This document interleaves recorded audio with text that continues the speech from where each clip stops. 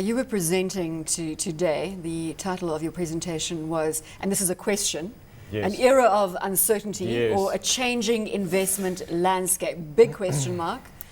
Where do we stand on that front? Because these two gentlemen are going to interrogate it as well. Look, I think that at the moment it's quite a key question from our perspective, because obviously we're going through a lot of uncertainty. That's fairly clear, and that it's also clear that that period of uncertainty can last some time, right? So we haven't even got a resolution to the European crisis at the moment, and I don't think we're going to have a resolution tonight. So for me, the uncertainty lasts and can last well into next year. We're very worried about European growth. It could experience a recession next year. We're still concerned about US growth. So we're in a phase of uncertainty.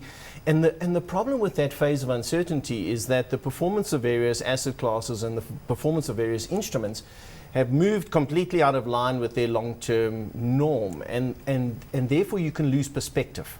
And that's one of the messages we're trying to get across, is that you can have a gold price at $2,000 and think that it's going to 14,000. You can have all kinds of instruments moving completely away from the norm.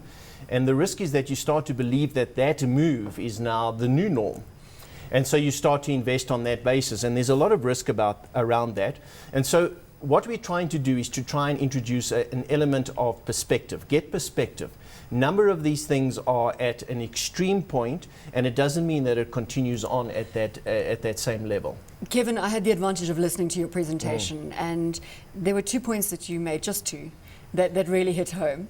Just the two. It was about simplifying the situation in both the US and in Europe. And let's just start with the US. You said the key number, and let me just quote you here, to look at is the private sector jobs data. That's and right. it makes perfect sense, because 70% of the GDP in the US is driven by the consumer, correct? That's right. So we're concerned that the US may go into recession, and that's still the case, right?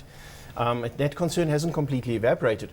And the problem is that there's an enormous amount of data that comes out on, say, the US economy. And the risk for the person watching the show, or for any investor, is that you just get overwhelmed by all the data, all the noise, and you're trying to sift through it and what means what, and should I do anything on the basis of which data? So if you distill it down and say, what is the key data point I need to watch on the US that tells me whether the US is going into a recession or not, and that key data point is US employment. So as long as but specifically private sector because government employment is falling just about every month. So you've got to accept that government in the US is losing 40,000 jobs a month. So you mustn't be shocked by that. What you must watch is private sector employment. If the US private sector keeps adding 100,000, 50,000, 150,000 jobs a month, the US will not experience a recession. Because the consumer is going to continue spending, and that again makes up 70% of GDP in that territory. That's right. So historically, when the US has added that number of jobs, 50, 100,000, the US economy has always grown, and it's always grown at around about 1.5% to 2%. So if at any point you see the US private sector losing jobs, then that's a very clear, it's big warning sign the US is heading to a recession. And if the US goes into a recession under current circumstances, given how fragile Europe is, you have to accept that the markets are going to sell off. And then we go into another whole era of uncertainty. So you can actually focus down on one key data point. The number comes out every month, it's right up to date, and it becomes the number one economic number to follow. You're going to have to jump in, gentlemen. Remember, Kevin can speak the hind leg off a donkey. But let's just pause on this data point, because we're going to move to the second data point in just a moment. Does this not really simplify the issue? And it's that KISS principle. Keep it simple, stupid. I don't know if you remember from school. My next question to Kevin is that when one of the, I think it was Verizon, when some of their staff went on strike, the numbers changed quite radically. And one also has to be wary of the reasons for the movement in the data, because you can look at wouldn't you look one at a trend then? It's a trend. So no, agreed. So Ashraf has a good point. Verizon went on strike. They employ about 49,000 people. When you're on strike, that's counted as you're not working. So you lost 49,000 jobs. In that month, the employment number never went negative, but it was down by 49,000 relative to what it could be. The next month, the guys came back to work and the employment number jumped because now you're adding 49,000. So you get these technical things in the number. But you don't. But first of all, those technical things an economist will quickly identify for you, so you can put them in and can assess them. And the second thing is look at it as at least a 3-month trend. Don't react on the basis of just the one number. But what I'm saying is, under current circumstances, if there's no funny things in the number and it's very clear that this number is now negative, down 50,000, down 100,000, I would certainly change my view to the US is going into a recession. Let's. I've got a question also for Kevin here, and let's relate it back to the people watching the show. And what do you do from an investment case scenario here? And I like the term uncertainty because, in my opinion, if there was certainty in any economy or any stock market, then it would make investing easy, and there would actually be no need for my job. So, if you look at it, you've got to like drill down into it and say, how much uncertainty is there, and how does one, as a private individual, play a market that we sit in at this point in time? Do you sit and say, do you accumulate equities and you look at the different asset classes? Do you sit on cash? Do you look at properties? Do you look at equities? And in this moment of uncertainty, you then drill down and say, well, we've got this much uncertainty as opposed to this much a week ago. And do we buy into this market and build a long-term portfolio? There's no doubt that you're in an era of high uncertainty. So the current environment, historically, the last 2 years, and where we sit today, you would characterize by historical norms as being incredibly uncertain. So if you're a risk-averse investor, this is not the time to be playing in this market, and you want to be conservative and you want to be in cash. And obviously, if you're near retirement, you want to be conservative. And if you just don't have the stomach for it, you want to be conservative. So it is a risky environment. Accepting that it is a risky environment, we still need to invest money on a daily basis. We want to know what are the signals that will tell us if this thing is getting worse or if it's getting better. And I'm saying, try and get rid of all that noise, because you're going to be pushed and pulled by every data point, and it's not helpful. Focusing on the key data points. And for me, the key data point, I can simplify it to US employment right now. Right, now moving to the European situation, and I asked the question of Peter Dixon earlier, whether he was watching Italian bond yields and when would alarm bells go off for him. I put the same question to you because that's the other data point that really hit home for me in your presentation today. So if I look at Europe, I do the same thing for Europe, and I say, which data point must I watch in Europe? Europe, because it's such 17 different governments and 17 different countries, and they're all operating at different levels, I've got no one single economic number. I can't just look at employment in Germany. There's no such data that I can narrow it down to. So what I want to understand about Europe is the debt situation getting out of hand, in which case the Europe crisis is going to unravel, or is the debt situation being controlled fundamentally? It's too late to watch Greece. Greece is already prone for default, so if you're watching Greece, you're too late.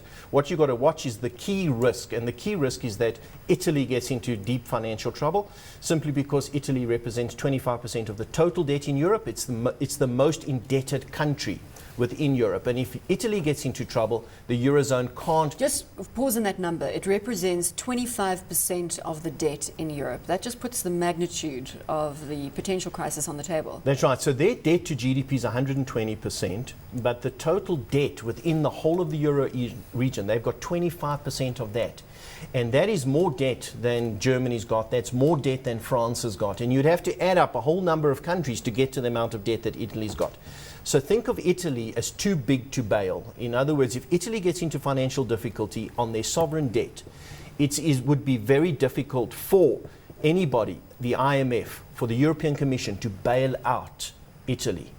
So that becomes the key thing. And how do we measure whether Italy's debt is being managed properly or not? Well, the key thing is, how is the market perceiving the situation? The bond market's very efficient, and the Italian bond market will tell you that. So watch the Italian 10-year bond yield. If that yield is going up and up and up, it's telling you that the market is becoming increasingly nervous that Italy's debt is not being managed. Where's it sitting? 5.8%. 5.8, 5.9%. So that is quite high, and it is at the anxiety level, but it's not at the crisis level. What is crisis level? For me, if that number pushed above 7%, you get a 7, 7.5, and it's pushing higher, then it means that Italy is going to struggle to refinance their debt, which they have to do all the time. And if they struggle to refinance their debt, where do they turn to? How do they get funding? They would be looking at the IMF and the ECB for funding, and there wouldn't be the funds available. At that point, you have pretty much an unsolvable European crisis. Remember that we're squabbling over Greece, but Greece is 2.3% of Europe, and it represents only 4% of European debt. So the squabble over Greece can be managed, and ultimately Germany, France can bail out Greece. But if the problem stretches to Italy, there's not enough money to bail them out. Don't you think that distills the situation nicely? Look at the 10-year bond yield in Italy, and that will determine whether we're going into a full-blown crisis or not. It simplifies the situation. It simplifies the situation, but, you know, Kevin, can the Italian fiscus actually pay the interest that becomes due? Right now, my understanding is they're quite capable. There's yes. very little risk. And the reason why the yields have gone up is because certain hedge fund managers are just taking a view and saying, we're betting against Italy. Yes, okay. So that's key. At the moment, Italy can manage their debt. They're able to refinance it, they're able to service the debt, and they're able to issue new bonds into the market, which is the important thing. They are able to tap the market for money. Now, as that yield pushes higher, they will get to a point where it's too expensive to issue new bonds. Sure. And at that point, they're going to struggle to finance debt that is maturing. At that point, no matter what the economics of Italy are like, they have a financial problem. In other words, the bond market has moved away. It's priced away from them. Now, what's helping at the moment is obviously that the ECB has been buying Italian bonds in the secondary market. So that helps to keep the yield lower. But the market will keep testing the resolve of the European authorities to maintain control over Europe by testing the yield in Italy. So to me, that becomes the key yield to watch. If that thing starts to run away, it's telling you this problem in Europe is becoming unmanageable. Not Derek, whether they bail out Greece or not. And if we just look at it, and obviously you've got the contagion effect that takes place in the European zone. So in terms of the contagion effect, would Italy be the last to fall, or is it not necessarily like that? And the second part of the question is, obviously it makes up 25% of the debt, as you illustrated. Are there any other players in the Eurozone that are quite heavily weighted, you know, obviously not to the 25% extent, but something else that you can sort of use as the contagion effect starts to take place? You can say, okay, hang on, you know, the domino effect is taking place here. Let me start taking a bit of risk aversion and take some money off the table. The point that you make is exactly right. That you're looking for the domino effect. In other words, does this thing spread properly beyond Greece? Now, it's not that Italy would be last in line. Italy would pretty much be next in line. So if you can't manage the Greek situation, the next country in line is Italy, and you could put Spain in that same camp. When you look at the fundamentals for Spain, they're much better than Italy, and their debt level is more manageable. And they only represent 9% of the total debt. So Spain is actually a more manageable situation. The key concern is Italy. If you look at the peripheral countries, there are other countries that are highly indebted, but they're fairly small. Beyond Italy and Spain, you then are next at France. And at that point, obviously, you've got an unmanageable situation. In fact, at Italy, the situation would be unmanageable, and then you have a breakup situation. Kevin, I've got Janet Hugo from Hugo Capital waiting patiently in the wings, so we're going to have to wrap it up there. Thank you very much for it. It is the time thing. I don't know how to keep you to time, sir. Thank you very much for your time. Kevin Lings from Stanlib, Derek Janssen van Rensburg, BOE Stockbrokers. Gentlemen, it's been a pleasure having you on the desk.